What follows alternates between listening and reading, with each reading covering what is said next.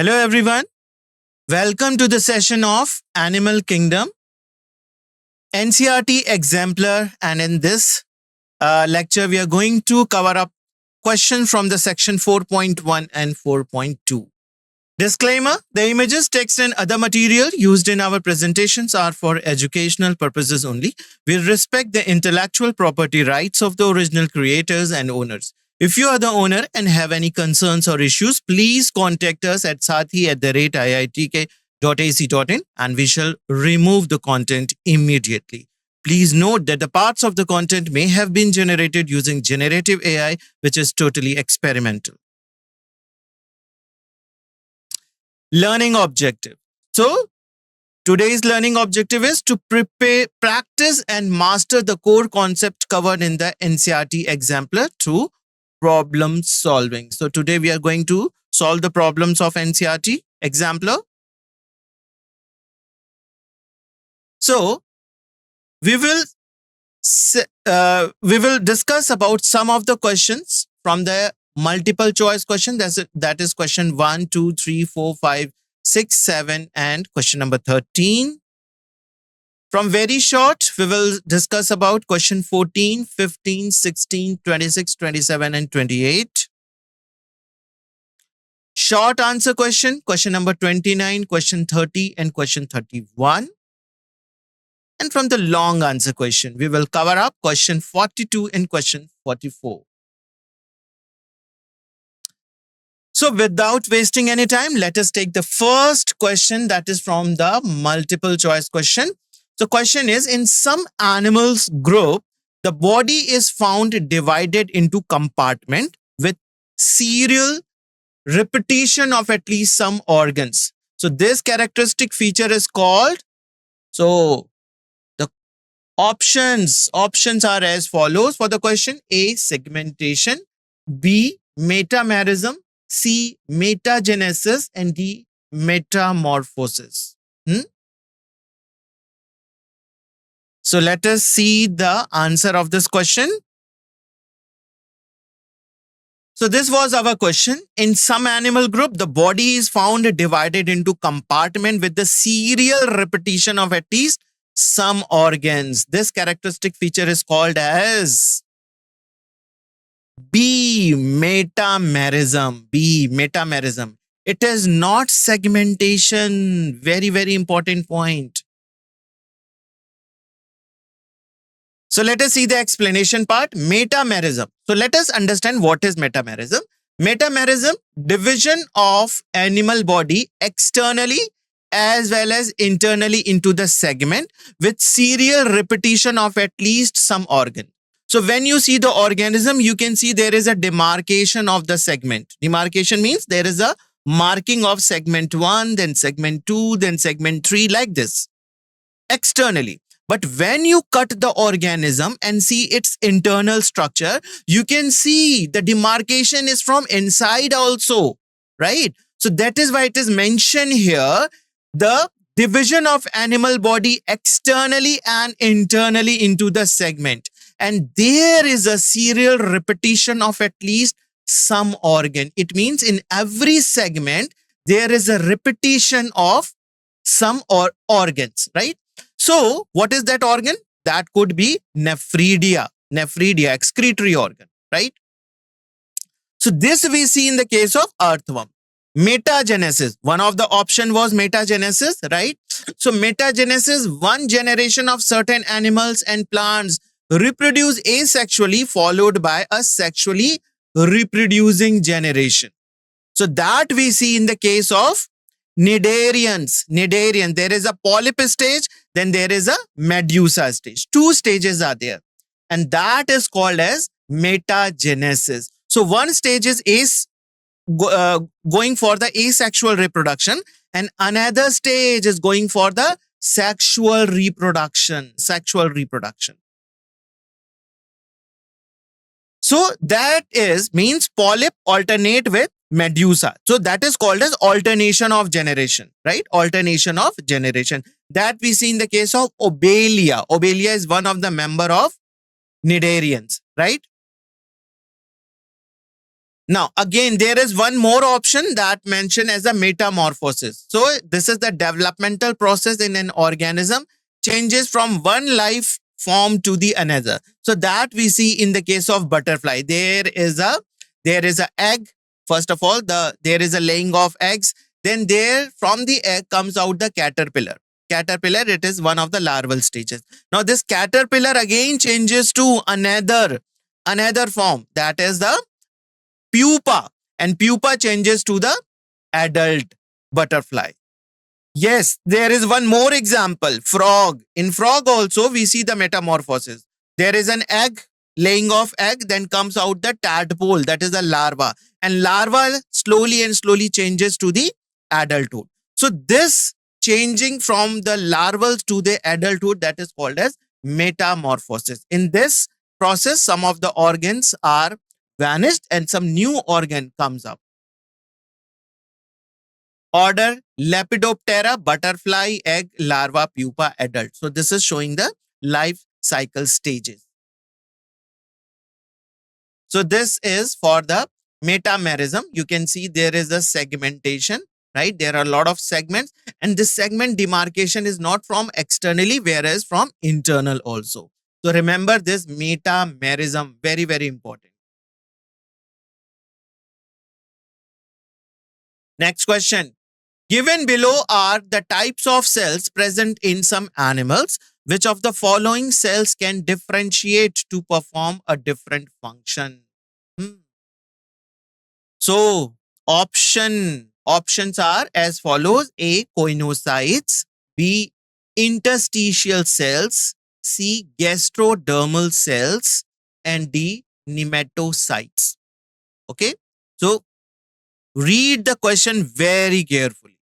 Which of the following cell can differentiate to perform the different functions? So let us see the answer of this question.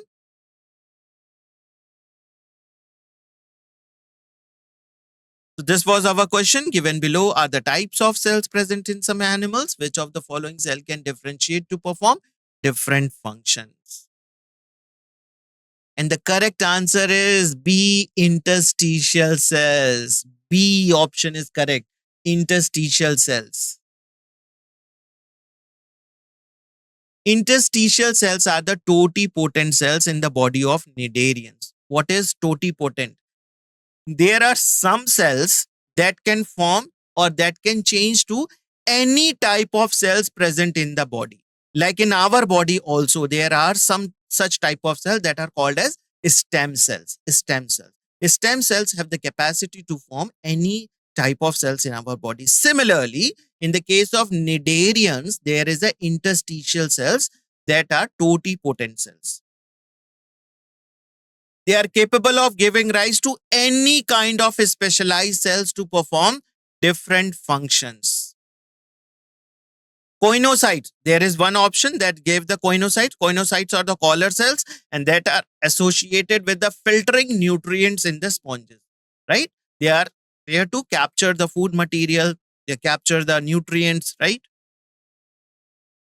One of the option was gastrodermal cells, form the inner lining of the gastrovascular cavity.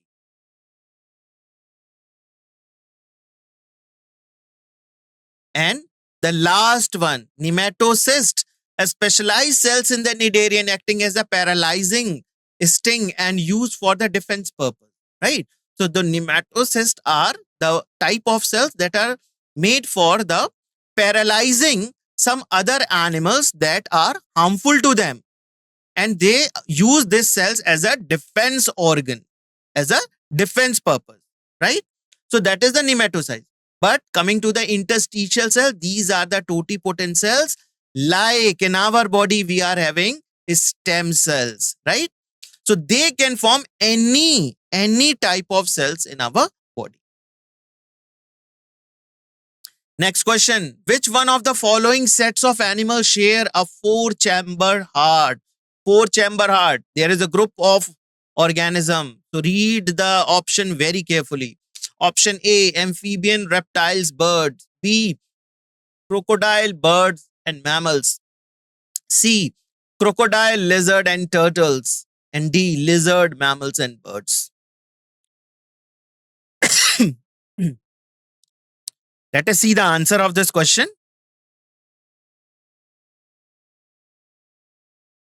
So this was our question. And the correct answer is B, crocodile, birds and mammals. See, the birds or the aves and the mammals. Okay, birds are called as a aves also. So these two classes, birds and mammals, they are having all the organism as a four-chambered heart. Organism are having four-chambered heart. But what about the crocodile? This is a reptile. This is a reptile and this is an exception. All the reptiles are having three-chambered heart except crocodile,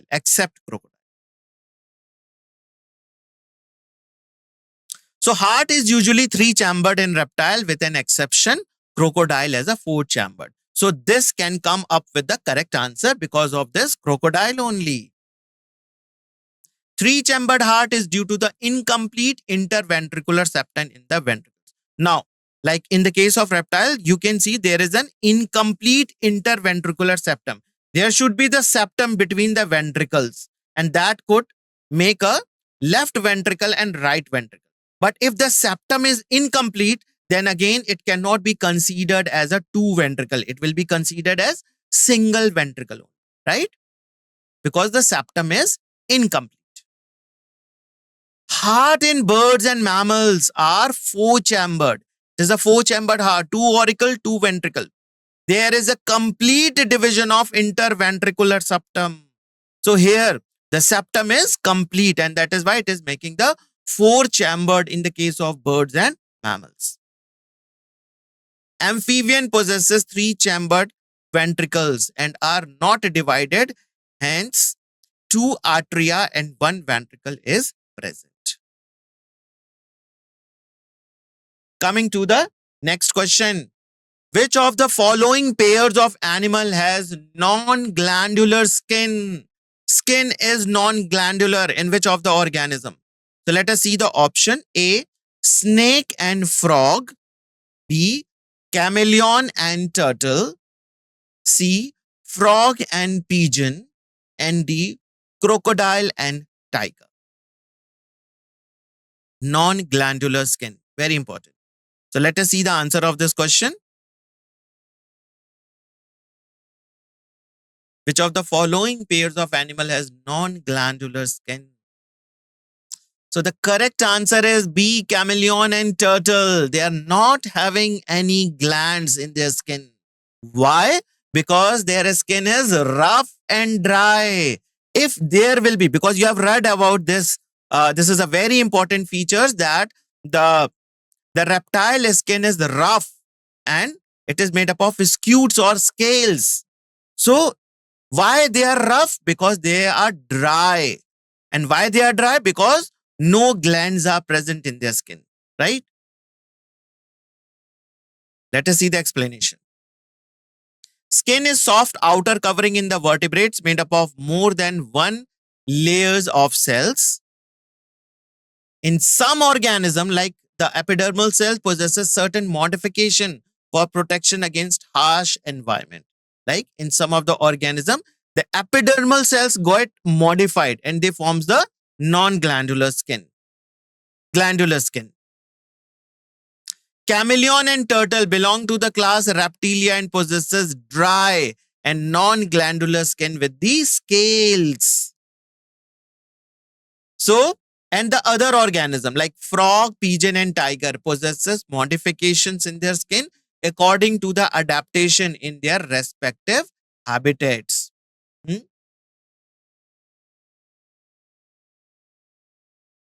No, sweat glands are also a type of gland.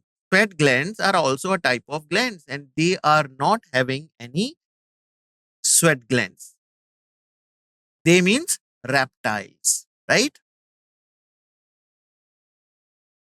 Let us see our next question. Birds and mammals share one of the following characteristic as a common feature. Bird and mammals, they share one common characteristic. What are those? Let us see with this option. A, pigmented skin. B, pneumatic bones. C, vivipary and warm-blooded body. Let us see the answer of this question.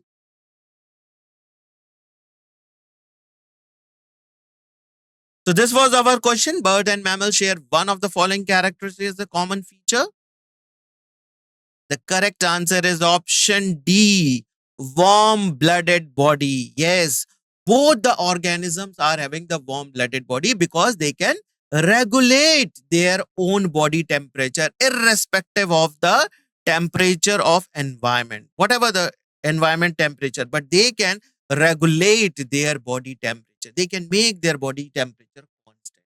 And that is why they are considered as warm-blooded body or warm-blooded animals. Explanation: warm-blooded animals can maintain constant body temperature, right? Irrespective of the surrounding environment. Whatever the temperature of environment, they have nothing to do with that.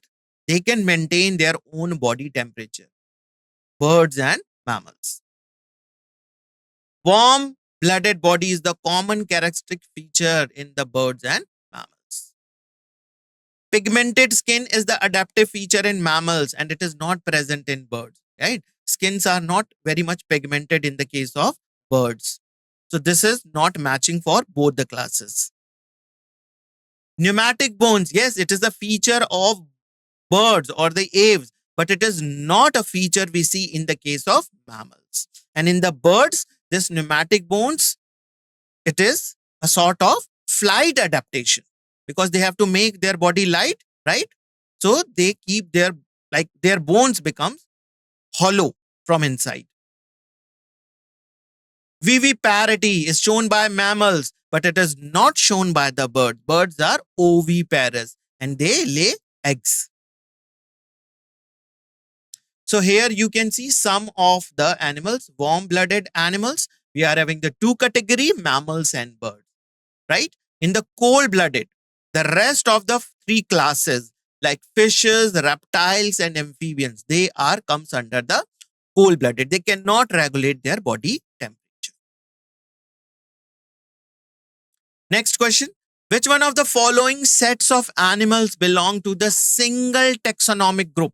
So in the option, you can see there are, in the one option, you can see number of organism, right? So in which single taxonomic group they belong? Let us see the option for this. A, cuttlefish, jellyfish, silverfish, dogfish, starfish. B, bat, pigeon, butterfly. C, monkey, chimpanzee, man. And option D, silkworm, tapeworm, earthworm. Very important question. Let us see the answer of this question. So this was our question. And option, the correct option is yes, monkey, chimpanzee and man. Man, they all belong to the same class. All are mammals. So monkey, chimpanzee and man belong to the single taxonomic group, and that is mammal. They possesses following characters. Milk producing mammary glands. Okay. They are having milk producing mammary glands. Second, two pairs of limbs. They are having two pairs of limbs, two forelimbs, means one pair of forelimbs, one pair of hind limbs. Presence of external ears. Viviparity. Yes, they give birth to the young ones. And skin possessing hair. Hairs are present on the skin.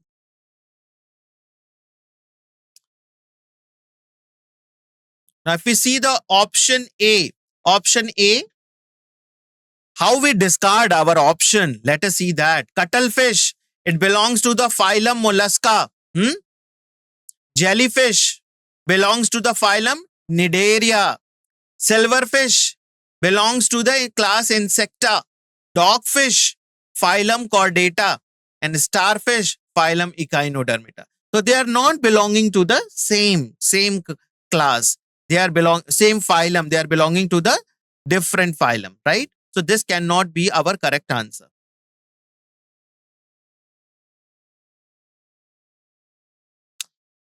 Animal group here, bat, pigeon, and butterfly. Bat belongs to the chordata and class Mammalia.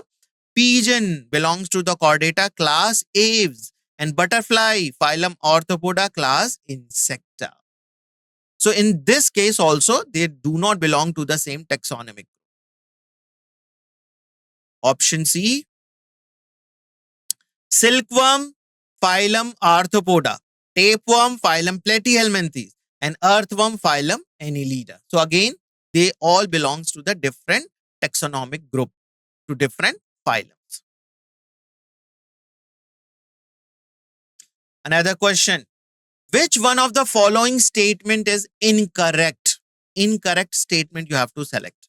Let us see the statement first. A. Mesoglea is present in between the ectoderm and endoderm in Obelia. B. Exhibit radial symmetry, asterias. C. Fasciola is a pseudocoelomate animal. And Taenia is a triploblastic animal. Incorrect statement you have to select. Let us see the answer of this question. Correct answer is C. Fasciola is a pseudocoelomate animal. Fasciola belongs to the which phylum? Platyhelminthes. Platyhelminthes.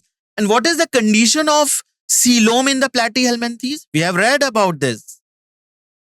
First worm phylum Platyhelminthes, second one phylum Esculenthes, and third one worm phylum, that is Annelida. Annelida. So the first one, I've already told you, in this way you can remember. First phylum Platyhelminthes, flatworm, they are acoelomate. Acoelomate. Esculenthes, roundworm, false coelom or pseudocoelom, and Annelida, true coelom, right? So here Fasciola belongs to the Platyhelminthes, which is acoelomate animal. They do not have any coelom in their body. So this is incorrect statement. Fasciola is not pseudocoelomate as it does not possesses body cavity. It is an acoelomate animal, right? Because it belongs to the phylum Platyhelminthes, and Platyhelminthes are acoelomate. Mesoglea is undifferentiated layer in the diploblastic arrangement animal, as in Obelia. They are diploblastic animal. Diploblastic means they are having outer ectoderm, inner endoderm, and in between ectoderm and endoderm, there is a jelly-like substance present, and that is called as mesoglea. This is not a cellular layer. This is not a cellular layer. This is just a jelly-like substance. So we are having only two cellular layer, ectoderm and endoderm. So it is considered as a diploblastic arrangement, right? So this is the correct statement. Symmetry is the division of individual into the two equal identical halves passing from any plane through the central axis. So again, this is a correct statement. And asterias is called radial. Asterias is having radial symmetry.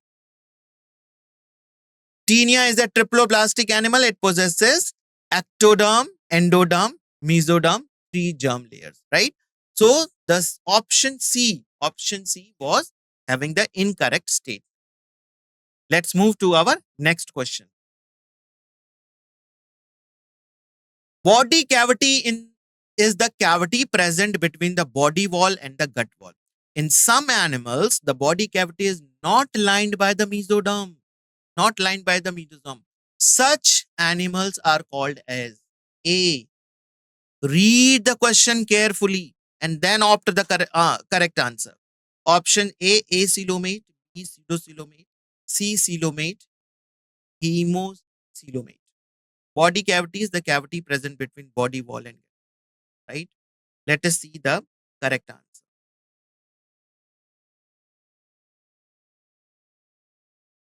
This was our question. And the correct answer is option B, pseudocoelomate. Pseudocoelomate. It is not acoelomate. In pseudocoelomate, body cavity is not completely lined by the mesoderm. Read the second statement of the question. In some animals, the body cavity is not lined by the mesoderm. It means that there is a body cavity, but it is not lined by the mesoderm. That's why I told you to read the question carefully. It is not saying there is no presence of body cavity. In some animals, the body cavity is not lined by the mesoderm. It means there is a body cavity, but it is not lined by the mesoderm. So which condition you have read about? Pseudocoelomate. There is a body cavity, but it is not lined by the mesoderm. Instead, the mesoderms, they are present in small, small pouches. They are present in a small, small pouches. And that is called as roundworms. Acoelomate. Acoelomate animal.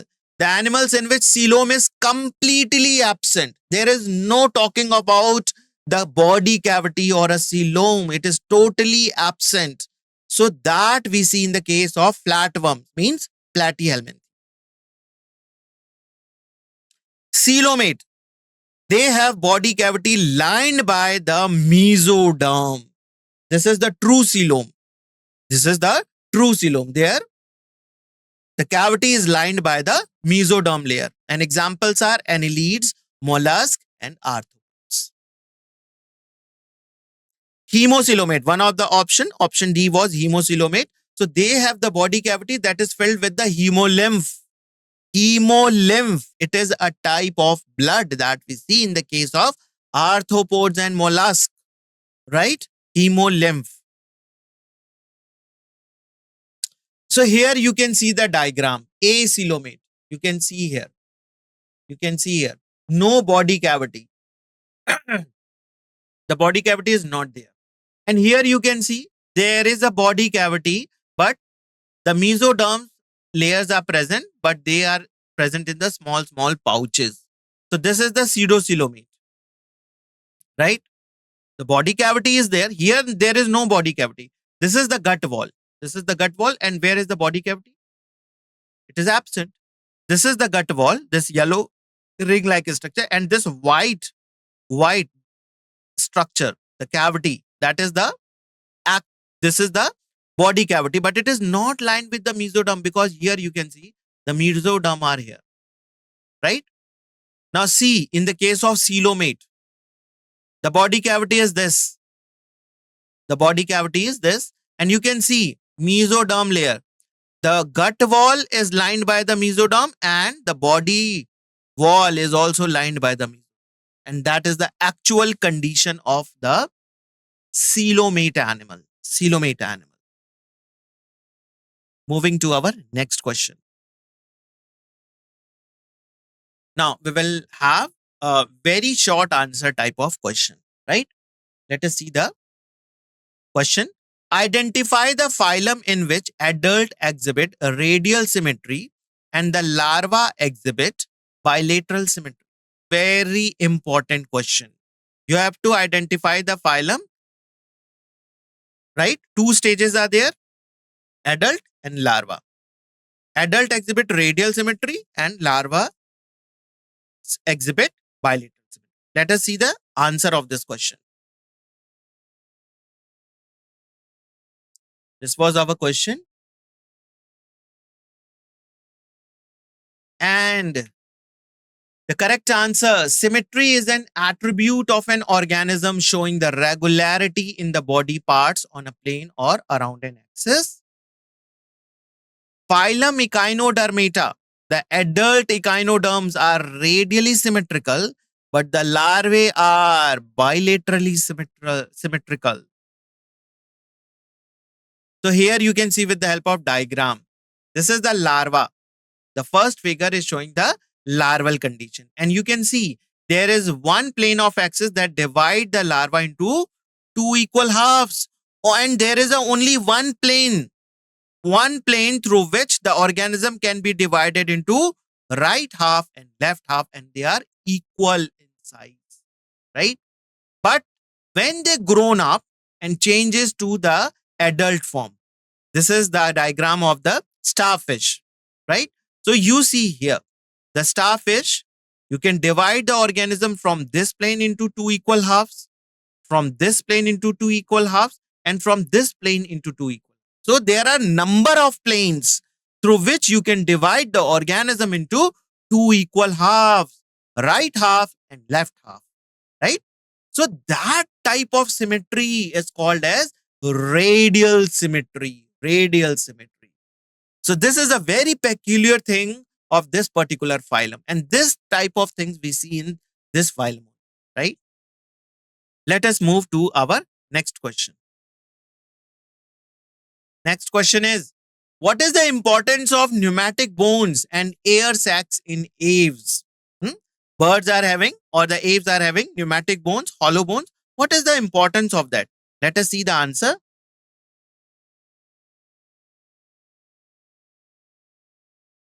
So this was our question.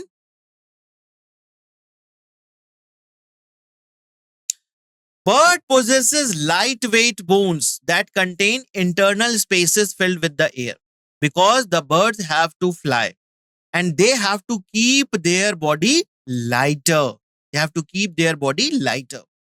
So there are many modifications in the body of the birds. Like they do not have any like a urinary bladder like, because if the bladder will be there, there will be the collection of the nitrogenous waste material, and that could make their body heavy, right? One more thing, if the bones are solid, okay, compact, then what will happen? It makes the body heavy. So there is a modification in the case of birds that their bones become hollow from inside. Hollow from inside. It gets filled with the air. And instead of making it heavy, it makes their body lighter.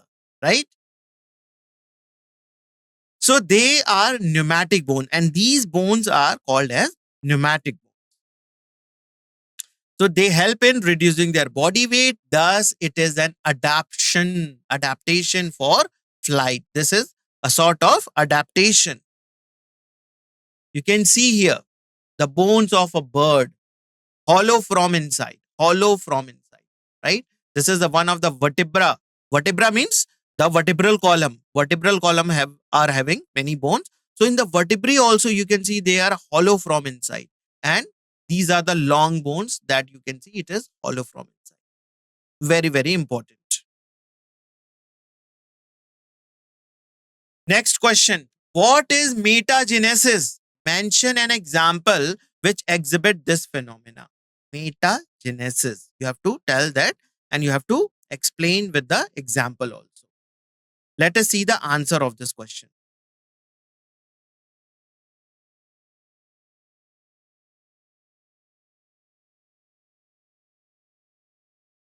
So this was our question and let us see the explanation.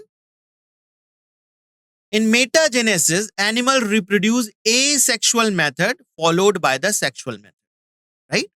So in this particular phenomena, there is one stage of the organism that reproduce by asexual method. Asexual method. It makes its copy. Asexual method.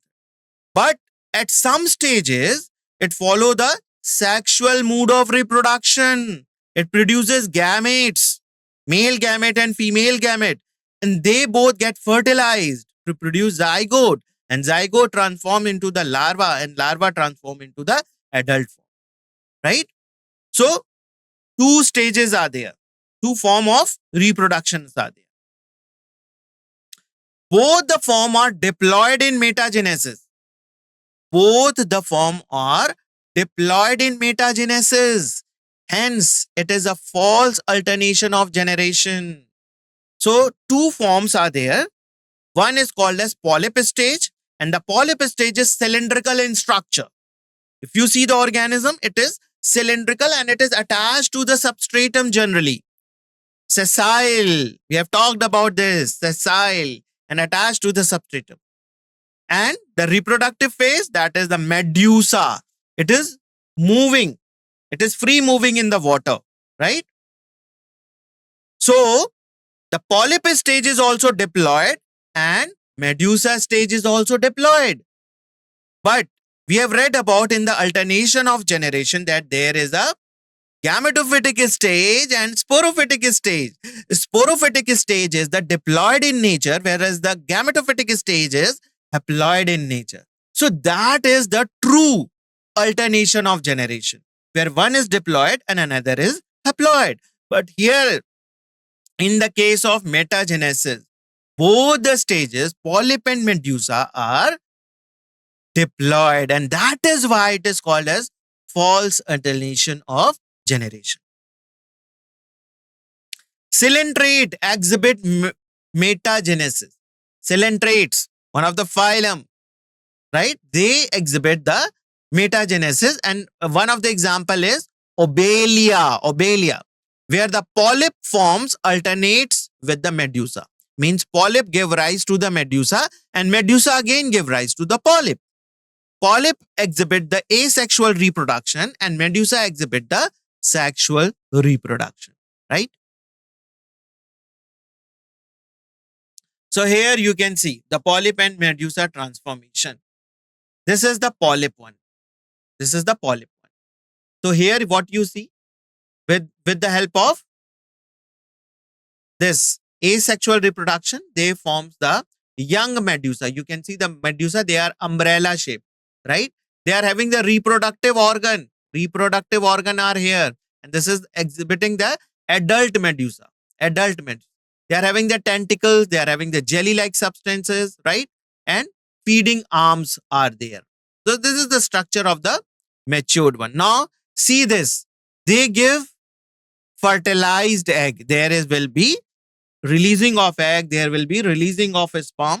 So both they get united, fertilization is there, and they form the zygote, right? So that will form a planula. Planula is a larval stage, and that get attached to the substratum and form the polyp stage. So here you can see the polyp giving rise to the medusa and medusa giving rise to the polyp. Polyp can form asexual. This is the asexual stage, but it can form the sexual stage. And sexual stage can form the asexual stage. So this is the alternation of generation, and that is the process called metagenesis. Very, very important.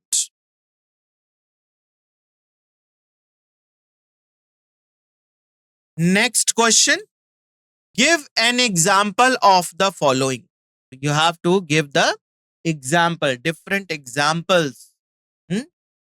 A. Roundworms. B. Fish possessing poison sting. A fish that is having a poison sting. C.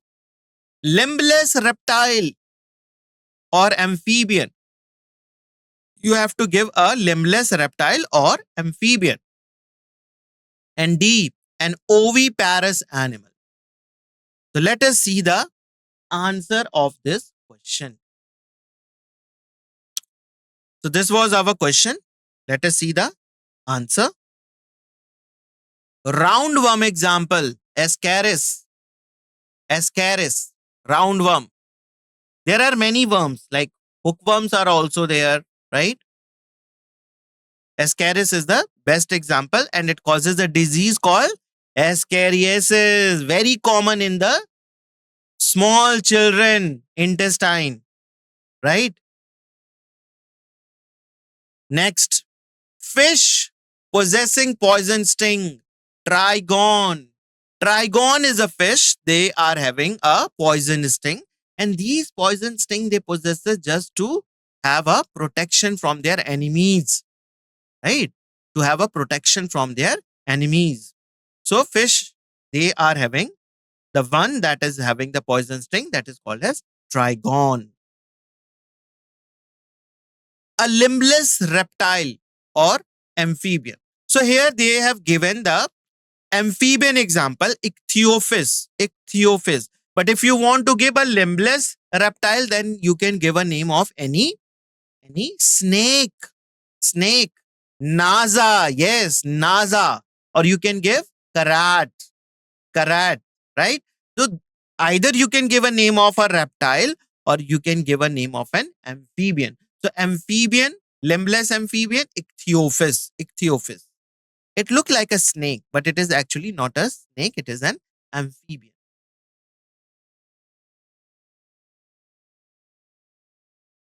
Next, an oviparous mammal. Mammal that lay eggs. Mammal that lay eggs. Ornithorhynchus. This is the scientific name. Ornithorhynchus. And its common name is duckbill platypus. Right? Duckbill platypus. Because its mouth, the beak of that, it's like a duck. Duck. It resembles like a duck. So they are commonly called as duck-billed platypus. So you have to remember this. Very, very important. Next question. Very short answer type of question. Provide appropriate technical term in the space provided. So, what are the questions? Blood-filled cavity in arthropods. A. B. Free-floating form of cnidaria. C. Sting organ of jellyfish. Sting organ of jellyfish. D. Lateral appendages in aquatic annelids. Lateral appendages in aquatic annelids. Let us see the answer. This was our question. So, the first body-filled cavity in arthropod, that is called as hemocoel. Hemocoel. And it is the blood-filled cavity in the arthropod containing hemolymph. So, this cavity is called as hemocoel and it is filled with a type of, you can say, a blood that is called as hemolymph, right? So the next was free floating form of cnidaria. So we have discussed about this, like cnidaria or the Coelenterata. Cnidaria or Coelenterata, remember, two name of a same phylum. So they are having the two stages, polyp and medusa. So medusa, polyp is sessile, it is attached to the substratum, but medusa is free floating. So free floating form of cnidaria is medusa, and it is a form of cnidarian in which the body is shaped like an umbrella and it can float freely in seawater.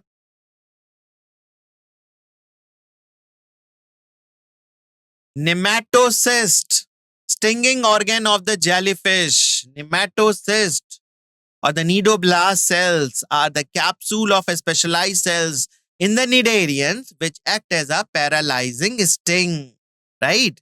It is working as a paralyzing sting. It is protecting the organism. Okay, it is worked as a defense organ. Lateral appendages in aquatic annelids. Parapodia. One of the example that is called as Nares. They are having this parapodia attached to each segment. So parapodia are the paired unjointed lateral outgrowth in annelids bearing sheet. Okay.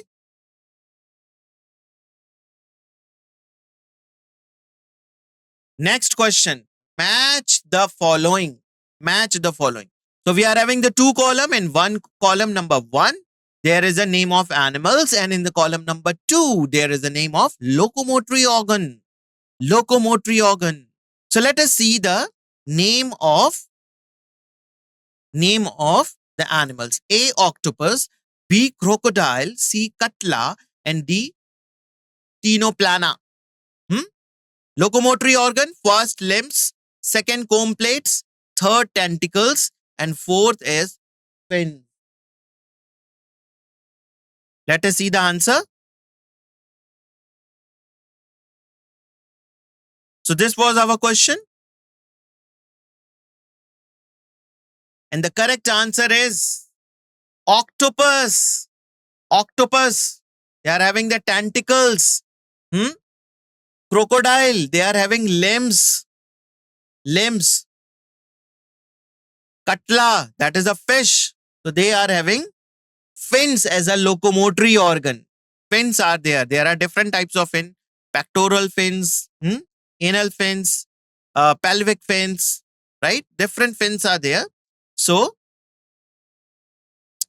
this Katla is having locomotory organ as a fish, as a fins. And D, Tinoplana. Tinoplana.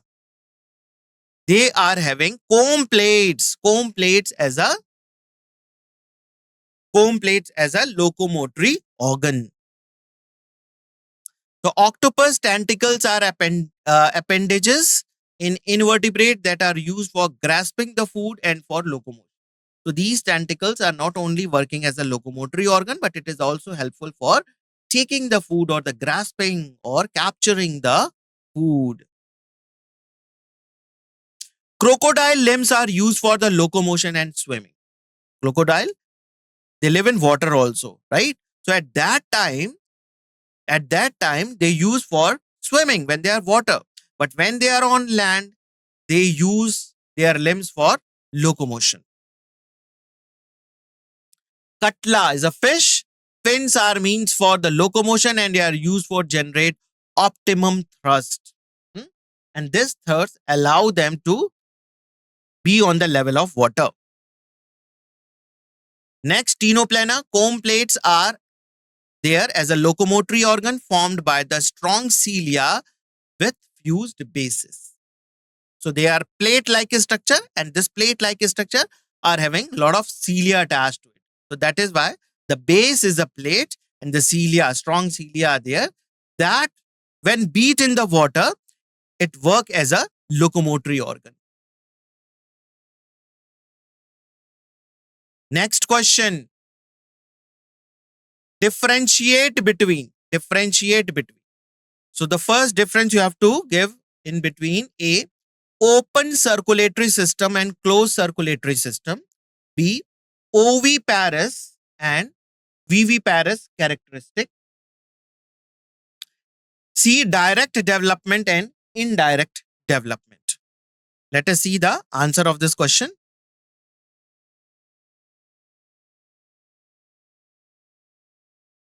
The first difference is between the open circulatory system and the closed circulatory system. Open circulatory system and closed circulatory system. Blood flows in spaces that is called as sinuses, and the cells and tissues are directly bathed in it. Means all the blood are spread on the cells and tissue, right? In the open circulatory system. What happens in the closed circulatory system? The blood is circulated via a series of vessels. The vessels could be arteries, veins, and capillaries. So closed circulatory system. If you talk about the examples, then examples, open circulatory system, we see in the case of arthropods. That is the name of the phylum. And examples are grasshopper and cockroach. Gastropods, snails, that belongs to mollusca phylum. Closed circulatory system, annelids, earthworm, and vertebrates, birds and primates. So here you can see the figure that is showing then open circulatory system in the case of grasshopper and closed circulatory system in the case of earthworm, right?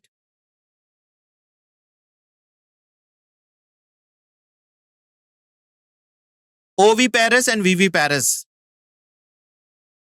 Animals that lay eggs are called oviparous. Okay? The animal that lay eggs are called as oviparous. So here you can see the hen is there, the lizard, garden lizard is there. They lay eggs. Viviparous. Viviparity is the retention and the growth of fertilized egg. There is a fertilization inside the body of female only, right? So the fertilized egg is there in the female body only, and there is the development of the young ones, right? So the body, in the female body only, the young one get developed, and after a certain time, the female give birth to the young ones. If we talk about the oviparous organism, then there are fishes, reptiles, amphibians, birds, right? Insects, and some monotremes. Some mammals also lay eggs. And the example is platypus. Now, viviparous animal which give birth to the young ones, they are called as viviparous animal. And for example, mammals. So in the mammals, we are like human are there and the tiger, as you can see in the figure. Next difference, direct development and indirect development. So no larval or in the nymphal or other intermediate stage in the life cycle. There is no larval stage is seen. No larval stage is seen here. So, and what about the indirect development? Indirect development. There we see the larval stage. Here the individual first lay eggs. Now from the eggs, the larval comes out or the nymphal stage is there. Like we see in the case of echinoderms and arthropods. Okay. And then the larva changes to the adult. But in the case of direct development, there is no changing like this. The young ones exactly look like the adult one. So there is no larval stage actually, right? So here you can see the direct development we can see in the case of elephants and indirect development we can see in the case of insects, right? Short answer type of question. Sort out the animals on the basis of their symmetry, radial or bilateral, coelentrates, ctenophores, annelids, arthropods, and echinoderms. So this was our question. Let us see the answer of this. Body symmetry is the similarity of the body parts in the different region and the direction of a body plan, right? So you can divide the organism and you can get the symmetry, and both the divisions are identical. So in radial symmetry, body of an individual can be divided into equal halves by any plane passing through the longitudinal axis. So there are many planes through which you can divide the organism into two equal halves. So that is the radial symmetry.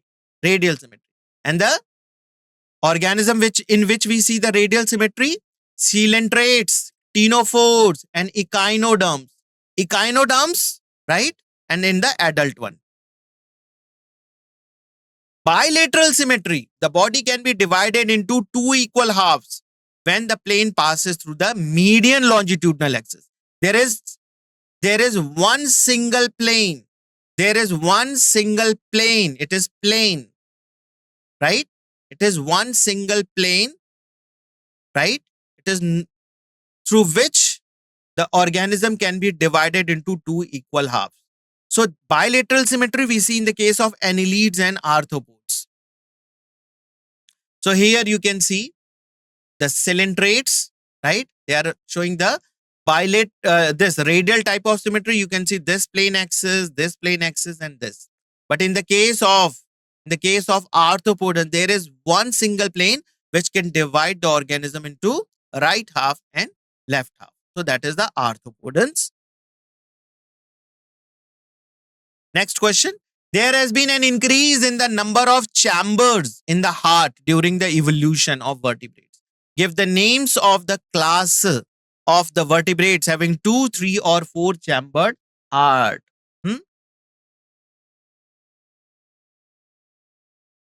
Let us see the answer of this question. So 2-chambered heart present in the organism like fishes. Fishes are having 2-chambered heart. Only one atria and one ventricle is present, right? Oxygenated and deoxygenated blood. Deoxygenated blood occurs there. 3-chambered heart present in amphibians. In the case of amphibians, 3-chambered heart. develops after the division of auricle, and the right and left halves is in the amphibians. There is a mixing of blood. Oxygenated and deoxygenated blood get mixed up, right? In the case of ventricles. So here is a figure. You can see fishes, species, they are having the ventricle and auricle. Amphibia, 2 auricle, 1 ventricle. Like here is an exception in the case of crocodile. Okay, 4-chambered heart. This is the reptile. You can see there is an incomplete division. And crocodile is an exception. But in the case of birds and mammals, you can see there is a complete 4-chambered heart. An intermediary heart is present in reptiles. Ventricle get partially divided through the septum. There is a septum, but it is a partial division, and that is the incomplete septum in the case of ventricles, right? So crocodile thus having the 4-chamber, but this crocodile, this is an exception in the case of reptiles, 4-chambered heart. 4-chambered heart is present in the birds and mammals. Both auricle and ventricle are divided into 2 halves. So 2 auricle and 2 ventricles are there. There is no mixing of blood in the case of this 4-chambered heart in the case of birds and mammals.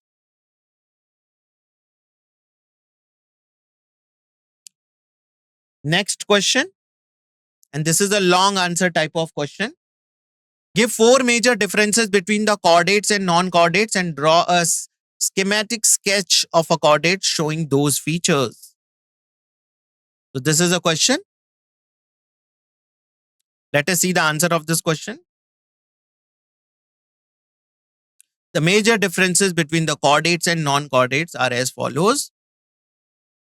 So a notochord is present in the case of chordates. There is a notochord. Some stage of life cycle. Either it is an embryonic stage or it is at the adulthood stage. But non-chordates, notochord is not present in any stage of their life cycle. No, it is not present in the case of non-chordates. Next feature, gill slits are present in the case of chordates in the pharynx region, either in the embryo or it is in the adult organism. But the pharyngeal gill slits are totally absent in the case of non-chordates. Tail is present at some stages in the life cycle of the chordates, and tail is absent in the case of non-chordates. Heart is ventrally located, and here you can see heart is dorsally located.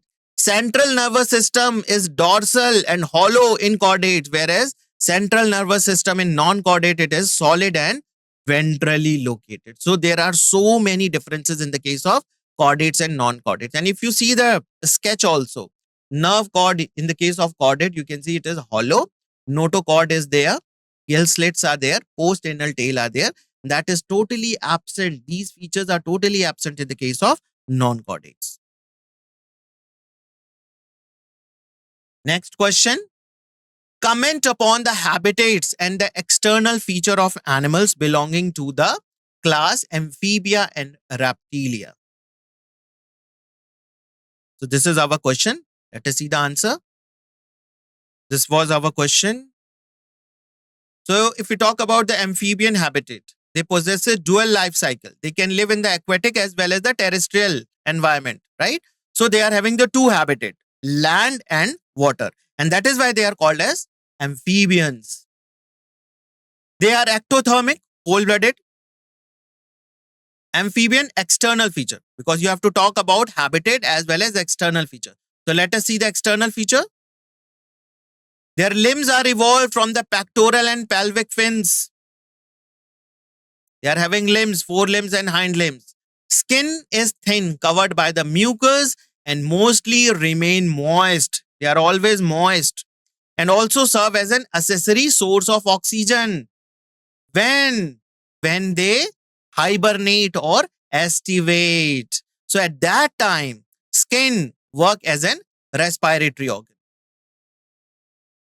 So they are both gill and lungs breathers.